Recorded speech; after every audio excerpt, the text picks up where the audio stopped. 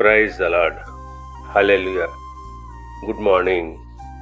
క్రీస్తునందు ప్రియులారా, ఈ ఉదయ కాలంలో మరొక నూతన వాగ్దానంతో మనము ఈరోజును ప్రారంభించుకుందాము.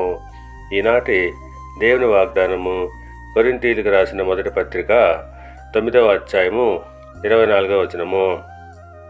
మీరు బహుమానము పొందునట్లుగా పరుగెత్తుడి.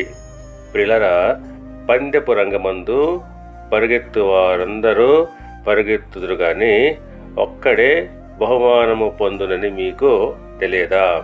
అటువలే మీరు బహుమానము పొందునట్లుగా పరుగెత్తుడి అని అపోస్తలుడైన పౌలు గారు చెప్పుచున్నాడు.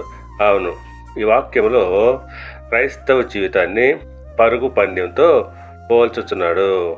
పందెంలో చాలామంది పరిగెత్తిన చివరికి గెలిచేది ఒక్కరే.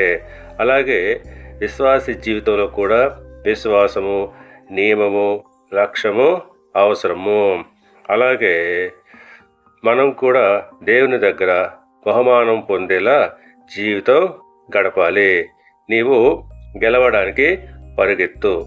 ఆత్మీయ జీవితంలో నిబద్ధతతో ముందుకు సాగు. దేవుడు మిమ్మల్ని దీవించి ఆశీర్వదించి వర్ధిల్ల చేయునుగాక. ఆమేన్.